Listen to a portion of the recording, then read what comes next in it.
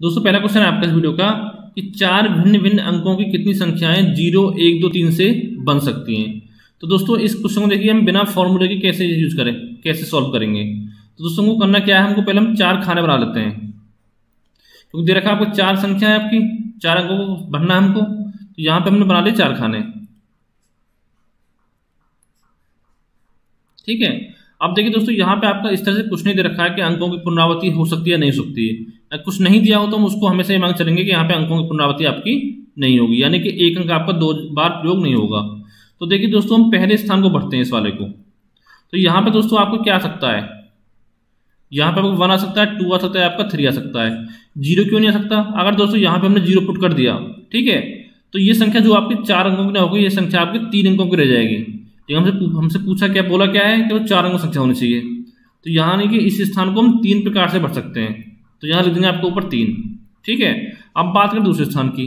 तो दोस्तों यहाँ पे आपका 0, 1, 2, 3 में से कोई भी अंक ऐसा आ सकता है जो यहाँ पे आ जाएगा। तो 4 हो गए, लेकिन यहाँ पे 4 अंक दोस्तों नहीं आ सकते। चारों क्यों नहीं आ सकते? क्योंकि एक अंक तो आपका यहाँ पहले आ चुका ऑलरेडी पहले स्थान पर। तो कितने अंक बचे आपको? 3 बचे। तो यानी इसको भी हम 3 तरह से भर सकते हैं इस खाने को। अब तीसरे स्थान की बात करते हैं, तो यहाँ पे कितने तरह भर सकते हैं हम। देखिए एक अंक आपको यहाँ आ गया, एक यहाँ आ गया, तो टोटल कितने अंक बचे आपके? 2 बचे। तो इसको हम भर सकते हैं 2 प्रकार से। और ये बचा चौथा वाला, तो यहाँ इसको हम कितने प्रकार से भर सकते हैं? तो इसको हम एक प्रकार से भर सकते हैं। क्यों? क्योंकि देखिए एक अंक आपको यहाँ पे आ गया था, एक यहाँ पे आ गया, एक आपका यहाँ पर आ गया। तो अब दोस्तों को क्या करना है, इन सब की दोस्तों आप उसमें कर देंगे मल्टीप्लाई। तो कितना हो गया आपका? 3 गुणा 3 गुणा 2 गुणा 1, 3 3 9 18, यानी कि 18 आपका आंसर आ गया। ठीक है, यानी कि चार भिन्न भिन्न अंकों की 18 संख्याएं आप जो है आपकी 0, 1, 2, 3 से बन सकती हैं। ये दोस्तों आपका आंसर आ जाएगा। अगर दोस्तों आपके क्वेश्चन में ऐसे दे रखा होता कि चार भिन्न भिन्न अंकों की कितनी संख्याएं 0, 1, 2, 3 से बन सकती हैं तथा अंकों की पुनरावृत्ति भी हो सकती है, ठीक है, तो उसमें क्या करते हैं हम, तो उसमें सेम काम करते हैं, हमको 4 खाने बनाते हैं। ठीक है, अगर यहाँ पर दोस्तों अंकों की पुनरावृत्ति होती, तो अगर अंकों की पुनरावृत्ति होती, ठीक है, ऊपर वाले में यहाँ पे अंकों की पुनरावृत्ति नहीं हो रही है, यानी कि एक अंक जो आपका एक से अधिक बार नहीं आएगा। ठीक है दोस्तों, यानी कि जो अंक है आपका एक अंक केवल आपका एक बार ही आएगा। तो दोस्तों यहाँ पे क्या भरते हैं पहले नंबर पर आपका, तो देखिए 0, 1, 2, 3 में से हम 3 तरह से भर सकते थे। 0 से नहीं भर सकते, क्यों? अगर हम 0 से भरते तो ये संख्या आपके 3 अंकों की हो जाती। तो यहाँ पे आपको 4 तरह से भर सकते हो। ठीक है, अब बात आती है दूसरे स्थान की। तो यहाँ पे हम कितने तरह से भर सकते थे इसको?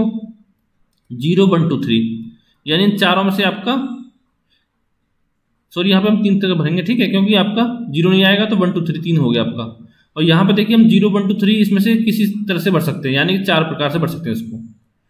और दोस्तों इसी तरह से हम यहाँ भर सकते हैं 4 प्रकार से, क्योंकि दे रखा आपका कि अंकों की पुनरावृत्ति हो रही है, और 4 प्रकार से आपका यहाँ भर सकते हैं। तो हम क्या करेंगे, सबकी कर देंगे आपस में मल्टीप्लाई, तो वही आपका आंसर आ जाएगा। कितना आएगा? 3 गुणा 4 गुणा 4 गुणा 4। तो 4 की पावर 3 कितना होता है? 64।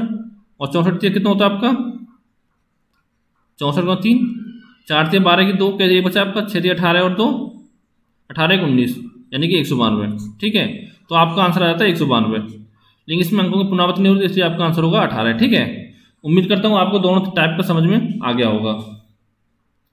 अगला क्वेश्चन दोस्तों आपका कि 1 गुणा 2 गुणा 3 गुणा 4 गुणा 5 गुणा आपका 500 तक शून्यों की संख्या ज्ञात कीजिए। तो दोस्तों यहाँ पे हम नंबर ऑफ जीरोज फाइंड करने हमको, तो कैसे करेंगे दोस्तों? आपको पता हो कि संख्या में आपको 0 फाइंड करने की क्या जरूरत होती है। तो दोस्तों एक तो आपका 2 होना चाहिए, एक आपका 5 होना चाहिए, और इनकी मल्टीप्लाई करें तो ये आपको 10 आता है, तभी तो उसमें आपको 1 0 आता है। ठीक है, इस तरह से आपका आता है। तो दोस्तों इस क्वेश्चन में क्या करेंगे, टोटल कितने आपके 500 हैं, तो 500 हम भाग देंगे आपका 5 से। तो पहले दोस्तों हमने 5 से भाग क्यों दिया, आप ही समझिए। जैसे आपकी संख्या 10 आई है, ठीक है, तो 10 के अंदर आपके कितने 2 हैं, तो 2 हो गया आपका 4 6 8, यानी आपके 4 2 आ गए इसके अंदर। ठीक है, और 5 कितने आए आपके?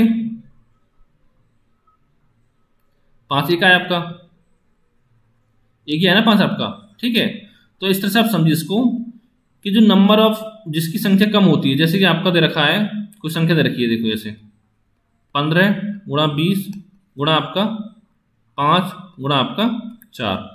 तो देखिए यहाँ पे आपका 3 हो गया, एक आपका 5 हो गया, यहाँ पे आपका 2 2 और गुणा 5, यहाँ पे आपका 1 5 हो गया, तो यहाँ पे आपका 2 गुणा 2 हो गए।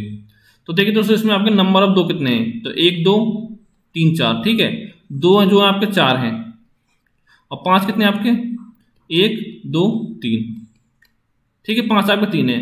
तो दोस्तों इसमें जो संख्या आपकी कम होगी 2 और 5 में जिसकी संख्या आपकी कम होगी वही आपका नंबर ऑफ जीरो होंगे। यहाँ कितनी है आपकी 2 4 है, 5 3 है, तो यहाँ पे नंबर ऑफ जीरो कितने हो गए आपके 3 हो गए। इसमें हमेशा कम संख्या को लेते हैं, ठीक है, यानी पेयर बनना चाहिए आपको 2 और 5 का, तो 2 के 3 पेयर 4 पेयर बनने हैं, लेकिन 5 के 3 बनने हैं, तो यहाँ पे आपका 3 आपका आंसर हो जाता, ठीक है। इस तरह से मुझे सोचना है। अगर देखिए आपकी संख्या 100 है तो इसमें देखिए दोस्तों आपका 2 की संख्या ज़्यादा होगी, ठीक है, और 5 की संख्या कम होगी, तो इसलिए इसमें हम 5 से भाग देते हैं क्योंकि हमको करने में आसानी होगी कैलकुलेशन करने में, ठीक है, इस वजह से। चलिए इसको सॉल्व करते हैं। तो 500 में भाग देंगे 5 से, तो कितनी बार जाएगा आपका, ये जाएगा आपका 100 बार। तो अब देखिए अब दोस्तों ये 100 जो है 100 में हम भाग देंगे आपका 5 से, कितनी बार जाएगा आपका 20 बार। जितनी बार भाग जाएगा उसको हमको इस साइड लिखना है, फिर हम देंगे 20 में 5 से भाग, कितनी बार जाएगा आपका 4 बार जाएगा, ठीक है। आप देखिए 4 में आपको 5 से भाग नहीं जाएगा, तो हम क्या करेंगे, जो 3 संख्या इधर आई आपकी इन तीनों को हम जोड़ देंगे, तो 100 20 120 और 4 आपको 124, यानी कि 124 आपका आंसर हो जाएगा, ठीक है। यानी कि 1 से लेके आपका 500 तक की मल्टीप्लाई में शून्यों की जो संख्या होगी वो आपकी 124 होगी। अब देखते हैं अगला क्वेश्चन दे रखा है, ए और बी एक काम को आपका 12 दिन में पूरा करते हैं, ठीक है।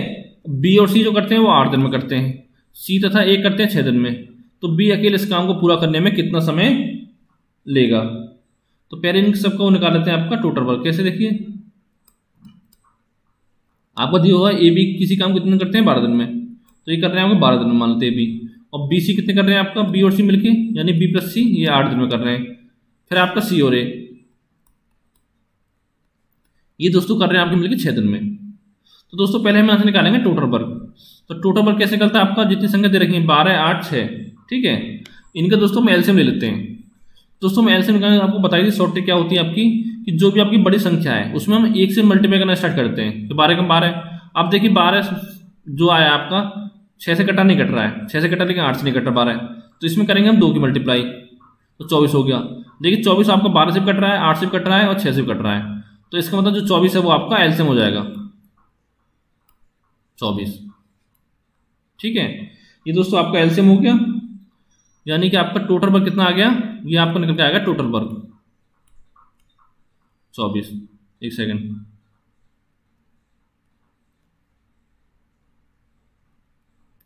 यानी कि टोटल वर्क आपका आया 24 निकल के आया है, ठीक है। अब दोस्तों इनका एक यूनिट मतलब एक दिन में कितना काम करते हैं वो उनका निकाल लेंगे। कैसे निकालेंगे, आपका 24 में भाग देंगे आपको 12 से, कितना आ गया आपका 2, यानी कि ए प्लस बी जो आपका 2 यूनिट पर डे काम करते हैं, ठीक है। अब निकालेंगे हम बी प्लस सी की, 24/8 यानी कि 3 यूनिट पर डे, यानी दोस्तों आपका बी और सी मिलकर करते हैं 3 यूनिट पर डे काम। अब निकालेंगे सी प्लस ए का, तो कितना हो जाएगा आपका 24/6, यानी कि ये तीनों ये सी और ए मिलकर काम करते हैं आपका 4 यूनिट पर डे, ठीक है। यानी इनका सबका एक दिन का काम निकल के आ गया है। अब दोस्तों इन सबको हम जोड़ देंगे, देखो A plus B B plus C plus C plus A, तो जोड़ के क्या हो जाएगा आपका दोस्तों, ये आपको हो जाएगा 2a प्लस बी प्लस सी की क्षमता बराबर निकाल देंगे ऐसे हम। कितनी हो जाएगी क्षमता आपकी, 2 3 5 और 4 9, यानी तीनों को जोड़ देंगे यानी कि 9 यूनिट, ठीक है। तो दोस्तों यहां से हम निकाल लेंगे a प्लस बी की क्षमता, तो a प्लस बी प्लस सी की क्षमता कितनी हो जाएगी आपकी 9/2, ये 2 इधर पहुंच जाएगा आपका, यानी कि 4.5 यूनिट पर डे, ठीक है। यानी तीनों मिलकर आपके 4.5 यूनिट पर डे काम करते हैं। अब पूछा क्या आपसे, बी की क्षमता निकालेंगे पहले हम, ठीक है। बी आखिर इस काम को पूरा करने में कितना समय लगेगा, पहले निकालें क्षमता, तो उसके फिर निकालें उसका समय। तो दोस्तों बी की क्षमता निकालने के लिए हम क्या करेंगे, तो जो ए प्लस बी प्लस सी की क्षमता है,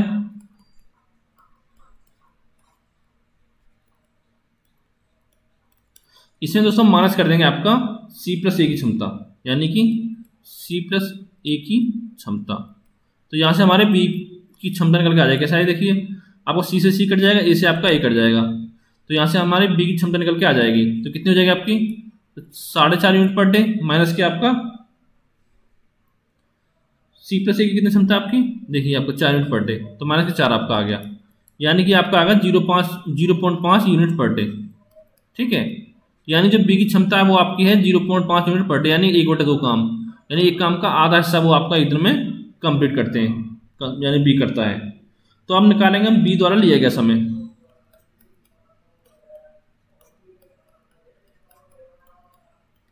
तो ये दोस्तों कितना हो जाएगा आपका, ये टोटल पर कितना आपका 24 है, तो 24 बटे कर देंगे हम 0.5 दिन, तो ये कितना होगा आपका, ये आपका हो जाएगा 48 दिन। यानी अगर बी आपका अकेला काम करता तो बी अकेला इस काम को 48 दिन में आपका कंप्लीट करता। ठीक है, अब देखते हैं अगला क्वेश्चन कि 3 नल दे रखे हैं आपके ए बी और सी, इस टंकी क्रम से 12, 15 और 20 घंटे में भरते हैं।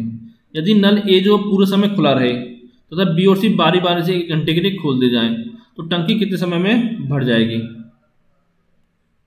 तो दोस्तों ए कितने समय में भरता है आपका 12 घंटे में, ठीक है, बी कितने में भरता है आपका 15 घंटे में, और सी कितने में भरता है आपका 20 घंटे में। तो दोस्तों यहाँ से पहले निकालेंगे हम टोटल वर्क, तो बताया कैसे निकालेंगे, इन सब का ले लेंगे एलसीएम।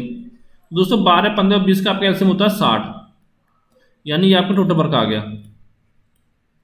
दोस्तों ये आप ध्यान रखना, जो आपका एलसीएम आएगा ना उसमें अगर हम तीनों संख्या भाग दोगे तो भाग पूरा पूरा आपका चला जाना चाहिए। ठीक है, तो ये आपको 60 यूनिट आ गया। उसको तो हम बात करेंगे, यहाँ से निकालेंगे आपका इनका एक दिन का काम निकालेंगे। ठीक है, तो क्या करेंगे 60/12 करेंगे तो आपका आ गया 5 यूनिट पर डे ए का काम। ठीक है, बी कितने निकालेंगे 60/15 करेंगे यानी कि 4 यूनिट पर डे, और सी के निकालेंगे क्या करेंगे आपका 60/20 यानी कि आपका 3 यूनिट पर डे। ये आपका एक दिन का काम निकल के आ गया तीनों का। अब दोस्तों हम क्या बोल रहा है आपका कि यदि नल ए पूरे समय खुला रहे और बी सी बारी बारी से 1 घंटे के लिए खोल दे जाए, तो दोस्तों पहले घंटे की बात करते हैं हम, फर्स्ट घंटे की। तो यहाँ पे क्या काम करेगा आपका, ए पूरे समय खुला रहता है तो पहले घंटे में ए के साथ काम करेगा बी। ठीक है, अब बात करते हैं हम दूसरे घंटे की। दे रखा आपका बी और सी बारी बारी से 1 घंटे के लिए खोल दिए जाते हैं, तो यहाँ पे ए के साथ जो काम करेगा वो आपका सी करेगा। ठीक है, तो देखिए एक दिन का काम कितना आपका 5 यूनिट, बी कितना 4 यूनिट, टोटल कितना होगा ए प्लस बी का आपका 5 + 4 यानी कि 9 यूनिट। ठीक है, अब निकालेंगे ए प्लस सी का, तो ए का 5 है, सी कितना आपका 3, तो 5 3 8 यानी कि 8 यूनिट हो गया। यानी कि दोस्तों आप टोटल मिला के आपका 2 घंटे में जो है आपका 9 और 8 17 यूनिट काम हो जाएगा। ठीक है, 2 घंटे में दोस्तों आपका 17 यूनिट काम हो जाएगा, और टोटल काम कितना करना है हमको 60 यूनिट करना है। तो इसमें किसकी मल्टीप्लाई करें कि जो आपका 60 के आसपास हो जाए।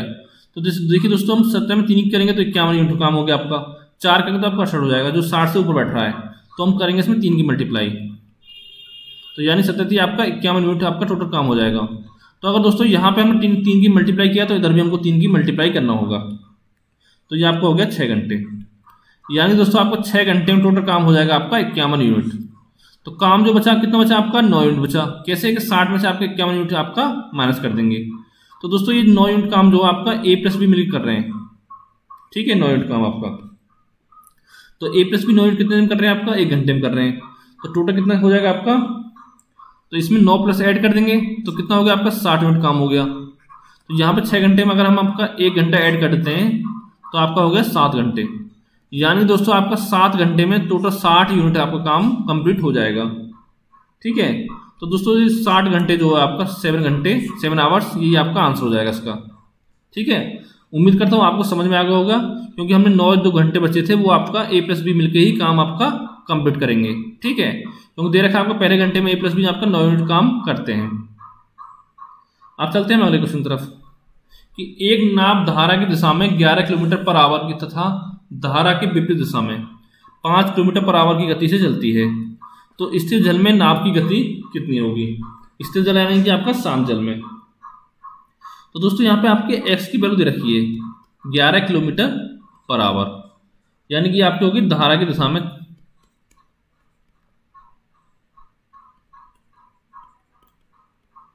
ठीक है, और आपको y कितना रखा आपका 5 किलोमीटर पर आवर।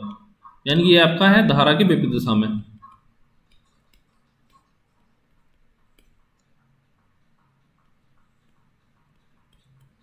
ठीक है, ये धारा दिशा में, ये धारा की विपरीत दिशा में आपकी नाव की चाल आ गई। तो निकालना क्या हमको, स्थिर जल में नाव की गति निकालनी है, यानी शांत जल में। तो दोस्तों जो आपका शांत जल में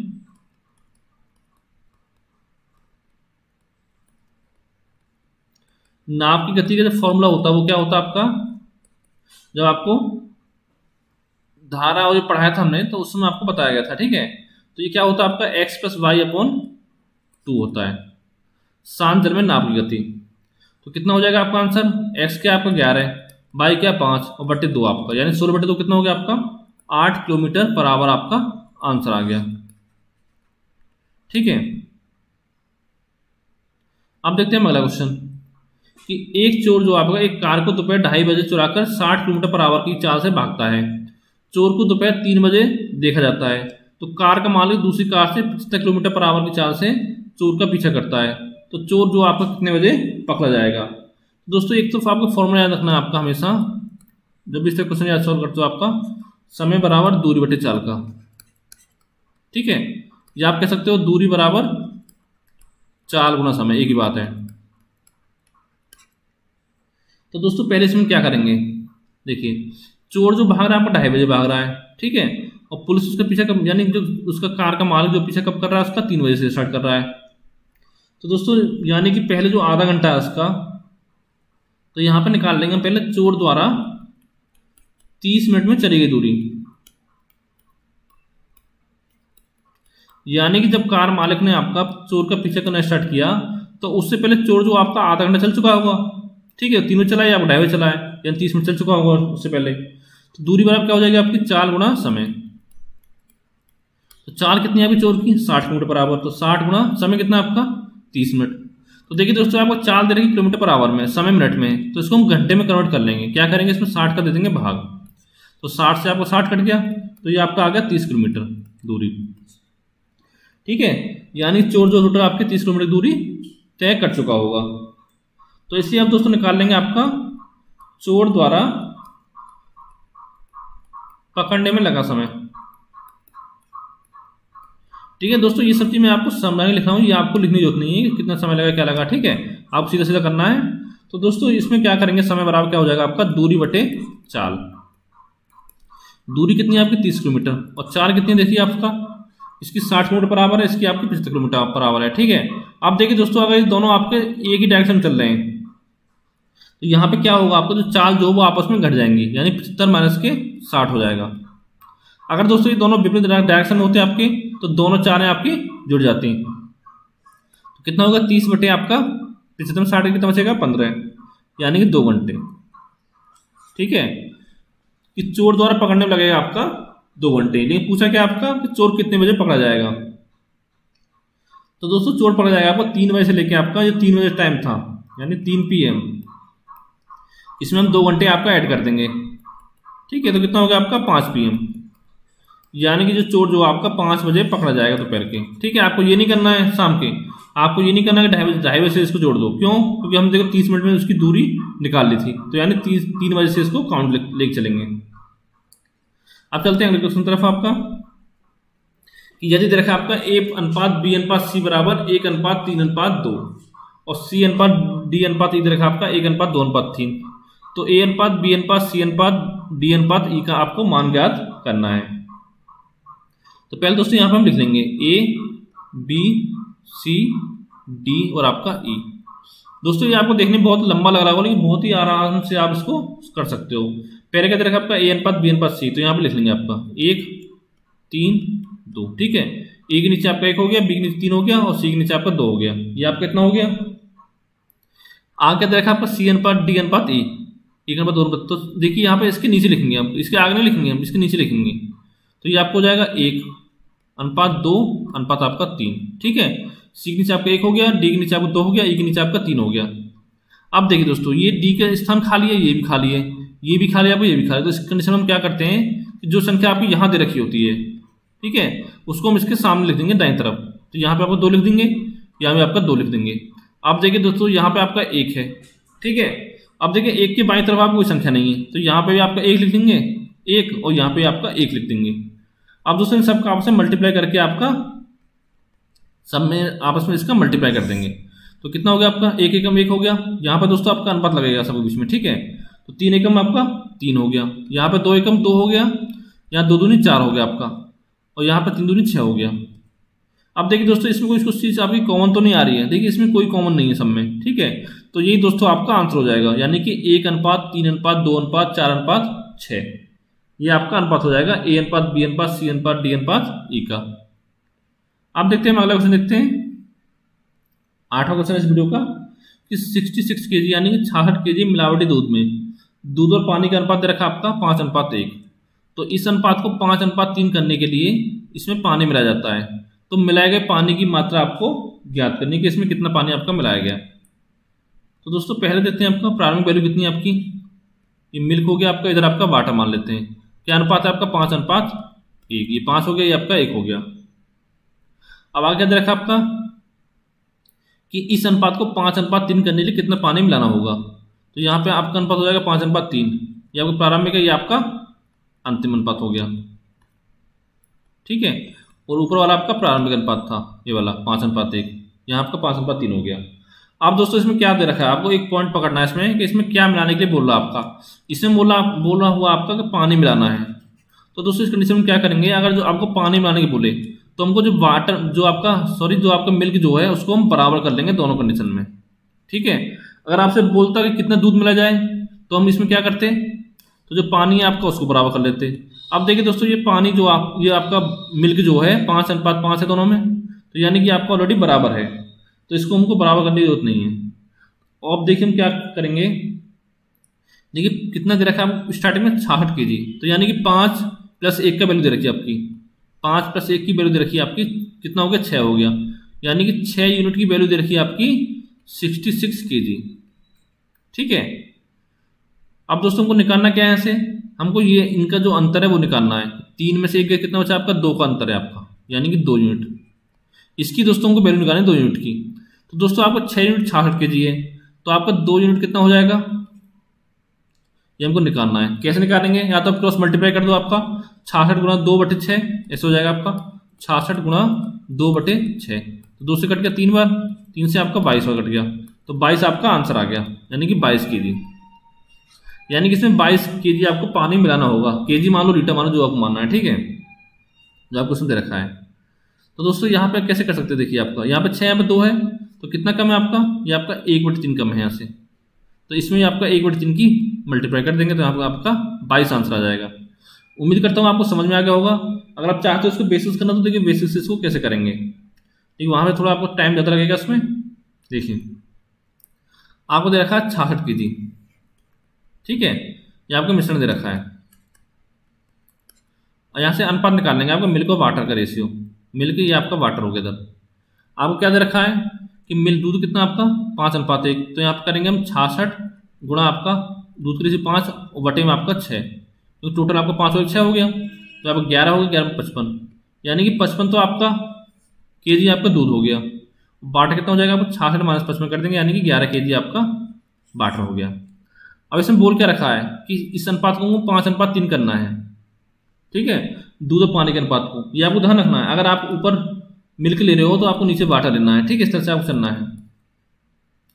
यानी कि 55 आपका मिल्क हो गया, नीचे आपका वाटर कितना 11 है, तो दोस्तों मान लेते हैं इसमें हम आपका x केजी पानी मिला देते हैं, तो बराबर क्या हो जाएगा अनुपात आपका 5 अनुपात 3 हो जाएगा दूध और पानी का, तो वो 5 हो गया, नीचे आपका 3 हो गया।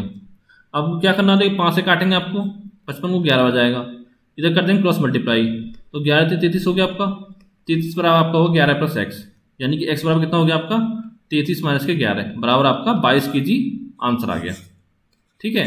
यहाँ से करोगे तो आपको 30 सेकंड टाइम लगेगा, और वहाँ से करोगे तो आपको 10 सेकंड का टाइम लगेगा। अब आपकी इच्छा है कि आप कौन सा तरीके से इसको सॉल्व करना चाहते हो। अगला आपका यदि 2a = 3b = 4c है, तो आपका a अनुपात b अनुपात c का मान आपको ज्ञात करना है। तो देखिए दोस्तों इसको कैसे करेंगे हम, पहले आपको बता देता हूँ कि बेसिक कैसे करना है। हमको मान लेना है कि 2a = 3b = 4c बराबर हम k मान लेते हैं, ठीक है, k मानो m मानो n जो मानना आपको मान लो। तो अब देखिए यहाँ पे a की वैल्यू क्या हो जाएगी आपकी 2a = k, यानी कि ए बराबर आपका होगा k बटे 2, तो b कितना हो जाएगा आपका k बटे 3, c कितना हो जाएगा आपका k बटे 3। तो दोस्तों ये आप तीनों का रेशियो आ गया, तो लिख सकते हैं इसको हमको k बटे 2 अनुपात k बटे 3 अनुपात k बटे 4, यहाँ पर 4 होगा, ठीक है, क्योंकि c के सामने आपका 4 है बाहर। तो दोस्तों तीनों ही आपका रेशियो आ गए, तो हमको क्या करना है, k ले लेंगे यहाँ से कॉमन, तो k आपका कट जाएगा, तो कितना आ गया आपका 1 बटे 2 अनुपात 1 बटे 3 अनुपात आपका 1 बटे 4, ठीक है, ये आपका अनुपात आ गया।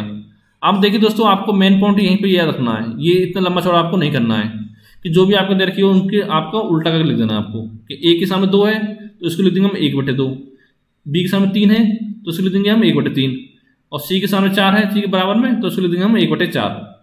अब दोस्तों इसको क्या करना है, जो आपका भिन्न जो आ रही है इसको खत्म करने के हम क्या करेंगे, जो भी आपका हर है 2 3 4, ठीक है, इनके लेना हमको एलसीएम, 2 3 4 का लेंगे हम एलसीएम, तो एलसीएम कितना हो जाएगा आपका 12 हो जाएगा इन तीनों का, ठीक है। तो हमको क्या करना है, ये आपका अनुपात था 1:2, 1:3 और आपका 1 बटे 4 ये था, ठीक है, ये तीनों का आपका अनुपात था। अब जो हमारा 12 एलसीएम आएगा उसमें हम क्या करेंगे, देखिए तो 12 एलसीएम आया उसकी हम मल्टीप्लाई कर देंगे तीनों में,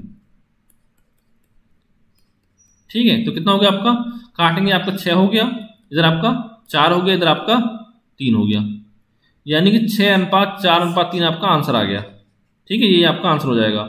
ये करना आपको कुछ नहीं था, आपको मेन पॉइंट याद रखना पहले कि इन जो के सामने संख्या जो देखी इसका आपको उल्टा करना है, जैसे 1 बटे 2 1 बटे 3 1 बटे 4, और जो नीचे संख्या आएगी 2 3 4 इनका आपको लेना है एलसीएम, उस एलसीएम के आप उसे मल्टीप्लाई कर दोगे तीनों में, तो जो भी आपका 8 पीट के आएगा वही आपका आंसर हो जाएगा, यानी कि 6:4:3 आपका आंसर हो गया। अगला क्वेश्चन आपका कि 33 मीटर कपड़ा बेचने पर दुकानदार को 11 मीटर के बिक्री मूल्य के बराबर हानि होती है, तो आपको हानि प्रतिशत ज्ञात करना है, ठीक है। यहाँ पे दे रखा है बिक्री मूल्य के बराबर, तो दोस्तों ये दे रखा है 33 मीटर, जो आपका एसपी हो जाएगा, एसपी बराबर 33 हो जाएगा आपका, यानी 33 मीटर, ठीक है। तो यहाँ से निकालना है हमको, 11 मीटर बिक्री मूल्य के बराबर हानि होती है, तो यहाँ पे आपका लॉस कितना हो रहा है आपका 11 मीटर का, ठीक है।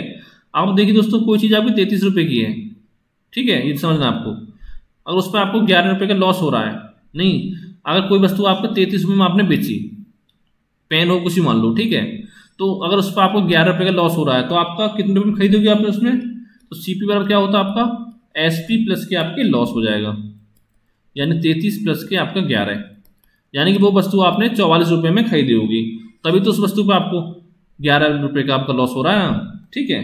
तो यहाँ से हम निकाल लेंगे हानि परसेंटेज। तो दोस्तों अगर आपको हानि परसेंट निकालना हो या आपको प्रॉफिट परसेंट निकालना हो तो वो हमेशा आपका सीपी में निकलता है, तो ऊपर क्या लिखेंगे हम आपका लॉस, तो 11 बटे नीचे क्या लिखेंगे सीपी 44 और गुणा आपके 100, तो 11 से काटेंगे आपको 4 बढ़ जाएगा, 4 से काटेंगे आपका 25 बढ़ जाएगा, यानी कि 25% जो आपका इसका आंसर आ गया, ठीक है। अगला क्वेश्चन देखते हैं आपका कि 1 घंटा 45 मिनट जो आपका एक दिन का कितना प्रतिशत है। तो दोस्तों यहाँ पे आपको क्या ध्यान रखना है कि जिसके भी सामने आपको का दे रखा हो, ठीक है, वो आपको नीचे लिखना है वैल्यू। पहले देखते हैं 1 घंटा दे रखा है आपका 1 घंटा 45 मिनट, तो इसको हम पहले हम मिनट में कन्वर्ट कर लेंगे या घंटे में कन्वर्ट कर लेते हैं, तो कितना होगा आपका 1 घंटा 60 मिनट, 1 घंटे में 60 मिनट होती है आपकी, ठीक है, और ये 45 मिनट होगी आपकी, तो कितने होगी आपकी टोटल 105 मिनट होगी, ठीक है। तो पूछा आपका एक दिन का, तो एक दिन में बराबर कितना होता है आपका 24 घंटे होते हैं, तो यहाँ पे घंटे आपका, तो इसको भी हम घंटे में कन्वर्ट कर लेंगे, बटे 60 कर देंगे, कितना आ जाएगा आपका 15 से काटेंगे, 15 7 105, 15 चौका 60, यानी कि 7/4 घंटा आपका ये आ गया, और एक दिन में होते हैं 24 घंटे, तो निकालना क्या आपको परसेंटेज निकालना है, तो क्या होगा आपका 1 घंटा 45 मिनट का जो वैल्यू उसको लिखेंगे ऊपर, यानी 7/4 बटे कर देंगे पूरे का, जो एक दिन है उसको यानी 24 घंटे उसको लिखेंगे हम नीचे, क्यों लिखेंगे, क्योंकि जिसके सामने आपका 4 होता है बगल में उसी को हम नीचे लिखते हैं, और गुणा कर देंगे हम आपका 100, तो देखिए 4 आपका नीचे पहुंच जाएगा, तो आपको हो जाएगा 7/4 गुणा आपका 24 और गुणा आपका 100, 4 से काटेंगे आपका 25 बढ़ जाएगा, और 25 सत्ते कितने होते हैं आपको 175, और बटे आपका हो जाएगा 24, तो इससे काटेंगे 24 एकम 24 सत्ते आपका 7 बढ़ जाएगा प्लस 2 और आपका 9, यानी कि 7.29 आपका आंसर आ जाएगा, ठीक है। यानी कि 1 घंटा 45 मिनट जो आपका एक दिन का 7.94% है। अब देखते हैं अगला क्वेश्चन कि दो वस्तुओं का सीपी समान है, एक को 15% लाभ पर और दूसरे को पहले से 48 रुपये अधिक मूल्य पर बेचता है कोई आदमी। यदि कुल लाभ आपका 20% है तो प्रत्येक वस्तु का आपको सीपी ज्ञात करना है। तो हम दोस्तों क्या करेंगे यहाँ इस क्वेश्चन में, पहले हम लिखते हैं आपका सीपी वन इधर, ठीक है, इधर लिखेंगे हम CP2 और इधर लिखेंगे हम कुल सीपी, यानी दोनों को मिलाकर जितना आपका सीपी हो गया वो हम लिख लेंगे यहाँ पे। अब इसको करते हैं सॉल्व आपके। तो दो वस्तुओं को सीपी समान दे रखा है, ठीक है। तो मान लेते हैं पहली वस्तु का सीपी आपका 100 है, दूसरी का भी 100 मान लेते हैं। तो कुल सीपी कितना हो गया आपका 200 हो गया। कैसे 200? 100 और 100 को हम ऐड कर देंगे। अब आपको दे रखा है कि एक को 15% लाभ पर बेचता है, यानी कि इसमें आपका 15% कितना हो जाएगा आपका 100 का 115 हो गया, यानी कि 115 जो आपका वैल्यू ये क्या है आपका SP1 है, यानी पहली वस्तु को बेचता है वो 115 रुपये में। आगे दे रखा आपका दूसरे को पहले से 4800 रुपये अधिक मूल्य पर बेचता है, ये आपको दे रखा है। यदि कुल लाभ आपका 20% हो तो प्रत्येक वस्तु का सीपी ज्ञात करो। यहाँ पर दोस्तों हमको दूसरा SP नहीं दे रखा आपको, ठीक है। यहाँ पे हमको कुल SP दे रखा है, कितना आपका 20% लाभ हो, तो यानी 200 में अगर आपका 20% निकालोगे यानी कि 120%, तो कितना हो जाएगा आपको 0 0 कट गया, 0 0 कट गया आपका, तो 20 दूनी आप 12 दूनी 24 यानी 240 हो गया आपका, ठीक है। यानी कि इसका 240 जो आया आपका ये आपका आ गया कुल सीपी, कुल SP, ठीक है। ध्यान समझना आपको, जो कुल SP आप 240 आया है और SP1 आपका आया है 115। तो यहाँ से दोस्तों हम SP2 निकाल सकते हैं। तो SP2 कितना हो जाएगा आपका 240 में से हम 115 माइनस कर देंगे, कितना आपका आ गया, ये आपका आ गया 125, ये आपका SP2 हो गया। SP1 115, SP2 आपका 125 और कुल SP कितना हो गया 240। ये दोस्तों आपका कितना आ गया। ये क्वेश्चन में क्या दे रखा आपका कि दूसरे को पहले से 48 रुपये अधिक मूल्य पर बेचता है, यानी कि दोस्तों आपको दे रखा है क्वेश्चन में कि SP2 माइनस के SP1 बराबर आपको दे रखा है 4800। ये आपको ध्यान रखना है, इसको मान लेते हैं समीकरण 1। अब देखिए दोस्तों यहाँ से आपका SP2 और SP1 की वैल्यू रख दो, तो 125 माइनस के 115 बराबर आपका आ गया 4800, ठीक है। यानी कि 10 की वैल्यू आपकी आ गई, इसको परसेंट मान लो आप, 10% की वैल्यू आपकी आ गई 4800 रुपये, ठीक है। तो दोस्तों को निकालना क्या है कि प्रत्येक वस्तु का सीपी निकालना है, यानी कि आपको 100 की वैल्यू निकालनी है। अब दोस्तों जब 10% की वैल्यू 4800, 10 की वैल्यू, तो 100 की वैल्यू कितनी हो जाएगी आपकी, तो इसमें देखो 10 की गुणा कर देंगे तो आपका 100 बन जाएगा, तो यहाँ भी आपका 10 की गुणा कर देंगे तो ये आपको हो जाएगा 48,000 रुपये। ये दोस्तों आपका आंसर हो जाएगा, ठीक है। उम्मीद करता हूँ आपको समझ में आ गया होगा। अगर दोस्तों समझ में आपको ऐसी कोई प्रॉब्लम आए तो आप कमेंट करके पूछ सकते हो, ठीक है। या नीचे हमारे फेसबुक ग्रुप का वो लिंक मिल जाएगा, वहाँ से आप ज्वाइन कर सकते हो। अगला क्वेश्चन देखते हैं हम कि 10,000 रुपये की एक राशि का कुछ भाग 8% वार्षिक दर पर तथा शेष 10% वार्षिक दर पर उधार दिया जाता है। यदि औसत ब्याज दर 9.2% हो तो वे दोनों भाग आपके क्या होंगे। तो देखिए दोस्तों इसको हम सॉल्व करेंगे आपको मिक्सचर एंड एलिगेशन से, बहुत ही आसानी से इसको सॉल्व कर देंगे 10 से 15 सेकंड में। ये आपका पहला भाग मान लेते हैं, ये आपका दूसरा भाग हो गया, ठीक है। टोटल क्या दे रखा है आपका औसत ब्याज दर 9.2%, यानी कि इसको बीच में लिखेंगे आपका 9.2%। ये दोस्तों आपको ध्यान रखना है, आप मिक्सचर से सॉल्व करो तो जो ऊपर वाली वैल्यू है, एक वैल्यू आपकी जो बीच वाली संख्या से बड़ी होगी, एक आपकी से छोटी होगी। देखिए कुछ भाग आपका 8% दे रखा है, तो ये इसको मान लेते हैं हम 8% वाला भाग, ये दे रखा है आपका 10% वाला। तो दोस्तों हम क्या करेंगे, आपका 10 में से आपका 9.2 माइनस करेंगे, यानी बड़ी में छोटी संख्या माइनस करेंगे, तो कितना होगा आपका 0.8 हो गया। इधर क्या करेंगे हम 9.2 में से 8 माइनस करेंगे, तो ये कितना होगा आपका 1.2 हो जाएगा। आप देखिए पॉइंट से आपका पॉइंट कट गया, 4 से काटेंगे 2 बार, 4 से 3 बार, यानी जो अनुपात आपका आ गया 2:3 आ गया आपका पहले और दूसरे भाग का। आप देखिए क्या देखा 10,000 रुपये की राशि को, तो यहाँ से हमको पहला भाग निकालना आपका, तो कितना हो जाएगा आपका 10,000, ठीक है, गुणा पहले कितना रेशियो आपका 2 है, 2 बटे टोटल कितना रेशियो आपका 2 और 3 5 है, 5, तो 5 से काटेंगे आपका 5 दूनी 10 और 3 0, यानी 2,000 गुना 2 यानी कि 4,000। तो दोस्तों पहला भाग जो आपका आ गया वो 4,000 रुपये आ गया, ठीक है। अब निकालो दूसरा भाग, तो क्या करेंगे हम, या तो 10,000 में 4,000 माइनस कर दूँ तो आपको 6,000 हो जाएगा, ठीक है। 10,000 माइनस के आपका 4,000, यानी कि आपका आ गया 6,000। ये दोस्तों आपका आंसर हो गया, ठीक है। पहला भाग 4,000, दूसरा भाग आपका 6000। या आप ऐसे कर सकते थे, आपका 10,000 गुणा आपका 3 रेशियो इसका 3/5, ठीक है। तो 2 गुणा 3 यानी कि 2000 गुणा 3 कितना हो गया 6000। इस तरह से आपको निकल जाता, जो सा आपको सही लगे उससे आप सॉल्व कर सकते हो। अब अगला क्वेश्चन है आपका कि पहले 2 वर्षों के लिए किसी धन पर साधारण ब्याज की दर 4% प्रति वर्ष है, अगले 4 वर्षों के लिए 6% प्रति वर्ष एवं 6 वर्ष के बाद किसी भी अवधि के लिए 8% प्रति वर्ष है। यदि धन पर 9 वर्षों की कुल अवधि के लिए प्राप्त एसआई यानी कि साधारण ब्याज 1120 रुपये है, तो मूलधन ज्ञात कीजिए। ये पॉइंट आपको पकड़ना है कि टोटल कितना वर्ष पूछा है, आपका 9 वर्ष पूछा है, ठीक है। तो पहले भाग देखते हैं हम, 3 भाग हैं आपके, पहला, दूसरा और आपका तीसरा। तो यहाँ पे दर देखिए पहले भाग की आप कितनी है, 4% है आपका, ठीक है। ये आपकी दर हो गई, नीचे आपका समय हो गया, कितने वर्ष के लिए, आपका 2 वर्ष के लिए, तो यहाँ 2 लिख देंगे आपका। दूसरे देखिए आपका अगले 4 वर्षों के लिए 6% प्रति वर्ष, तो दर कितनी है 6% और वर्ष कितना है आपका 4 वर्ष, ये आपका 4 नीचे हो गया। आगे क्या दे रखा है कि किसी भी अवधि के लिए 8% प्रति वर्ष है दर आपकी, ये आपकी 8% हो गई। और समय कितना दोस्तों आपका कि 6 वर्ष के बाद बोला आपका, टोटल कितना दे रखा है आपको 9 वर्ष, तो यानी कि 9 माइनस के 6 कर देंगे तो कितना आ जाएगा 3 वर्ष, यानी ये आपकी अवधि होगी 3 वर्ष की, ये आपकी 4 वर्ष की और ये आपकी 2 वर्ष की। अब देखिए दोस्तों, अब आपका साधारण ब्याज है, ठीक है।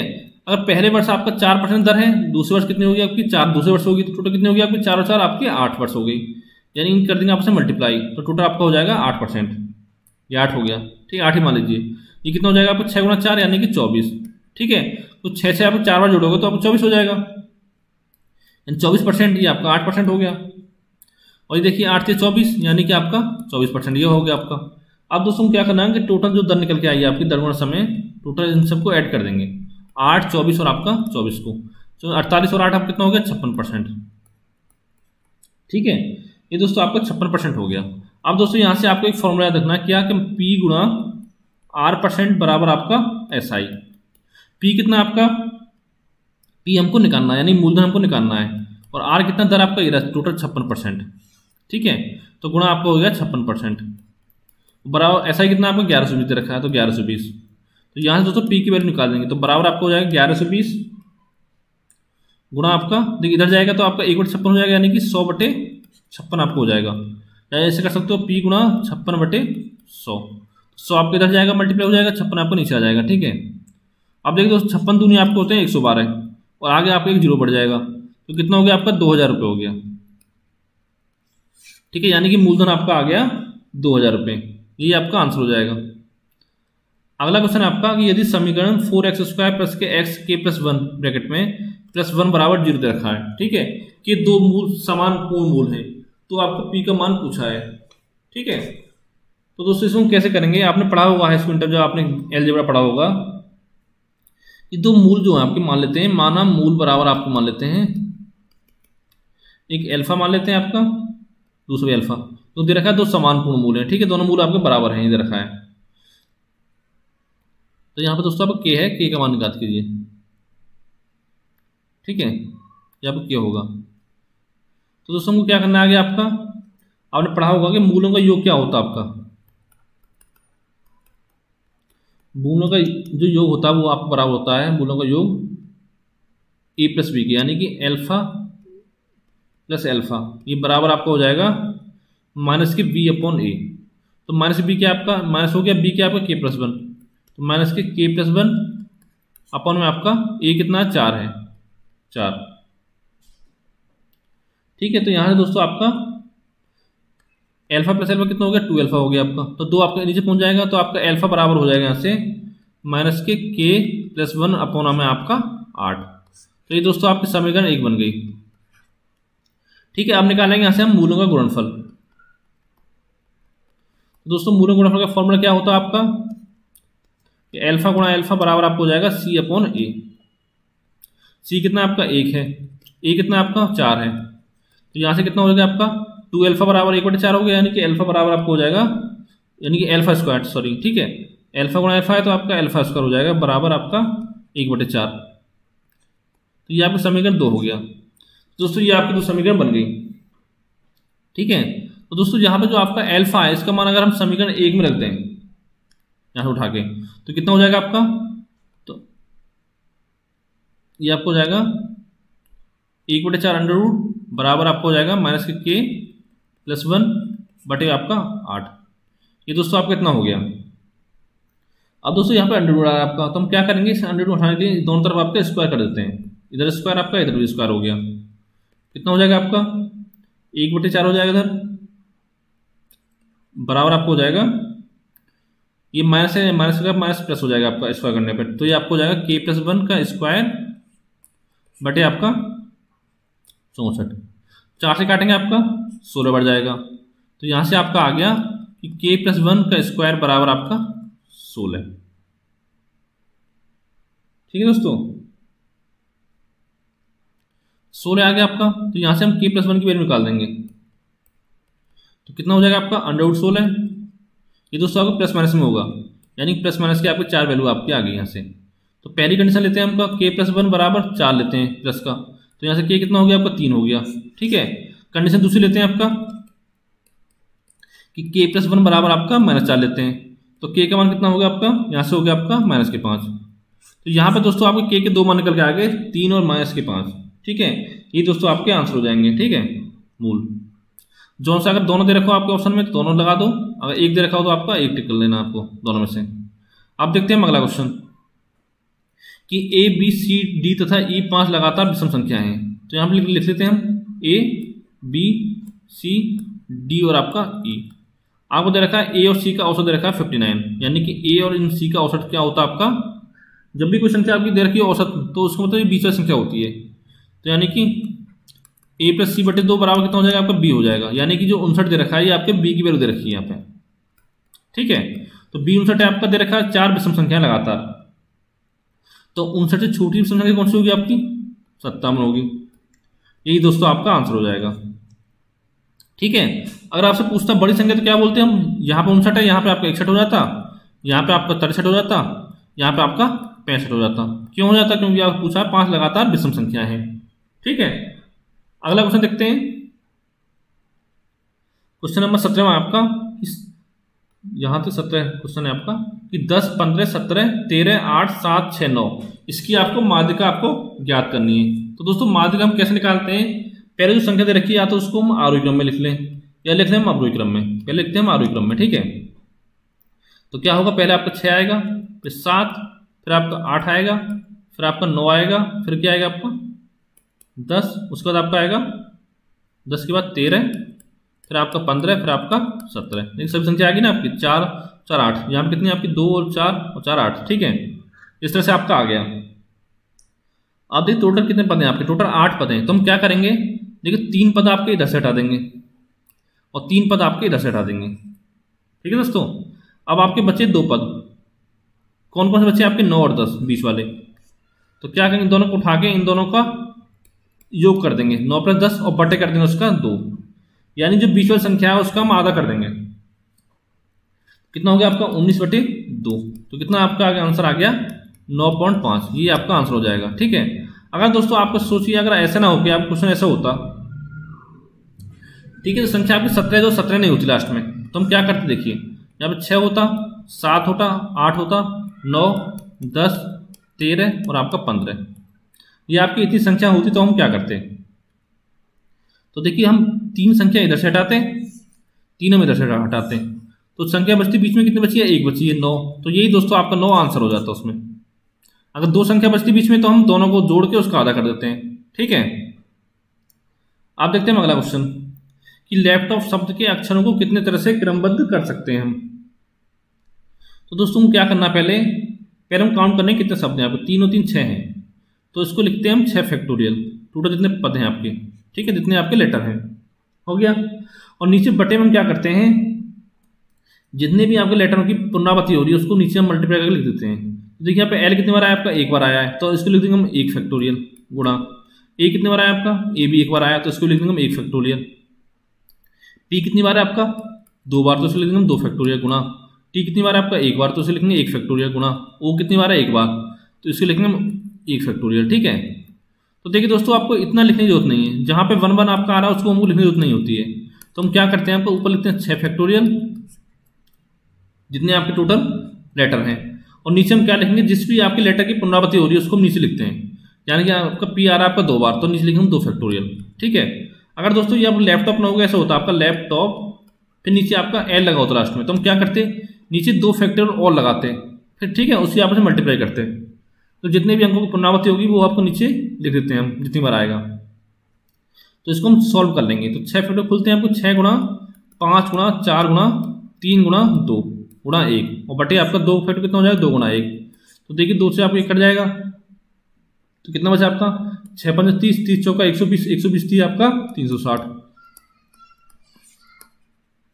ये दोस्तों आपका आंसर हो गया। ठीक है, उम्मीद करता हूँ आपको समझ में आएगा। अगर देखो यहाँ पे ऐसा होता और ये आपके इस तरह से होता तो हम क्या करते, देखिए अगर इस तरह से होती तो हम क्या करते, देखिए ऊपर कितने फैक्टोरियल टोटल कितने संख्या है 3 और 3 6 तो 8 हो गई, तो ऊपर लिखते हैं हम 8 फैक्टोरियल, बटे में नीचे क्या रखते हैं, देखिए एल आप कितने बार आया 2 बार तो 2 फैक्टोरियल, ए कितनी बार आपका 2 बार, तो गुणा करते हैं इसमें 2 फैक्टोरियल की। ठीक है, फिर आगे करते हैं हम पी कितनी बार आपका 2 बार है, तो फिर हम 2 गुणा करते, अगर कोई संख्या 3 बार है तो वहाँ पर 3 फैक्टोरियल करते हैं। ठीक है, इसको हम सॉल्व करें तो हमारा आंसर आ जाता 8 गुणा 7 गुणा 6 गुणा 5 गुणा 4 गुणा 3 गुणा 2, एक की लिखने उतनी है, तो नीचे क्या होता है आपका 2 गुणा 2 गुणा 2, तो 2 4 2 8 हो जाता, 8 से 8 कट गया आपका, तो इन सबकी आपकी मल्टीप्लाई कर दे तो आपका आंसर निकल के आ जाता।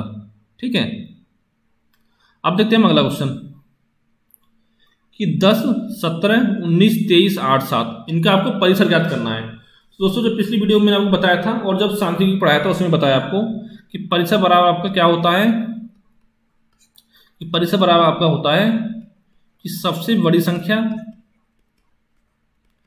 जितनी संख्या दे रखी है उनमें सबसे बड़ी संख्या माइनस के आपका सबसे छोटी संख्या उनमें से।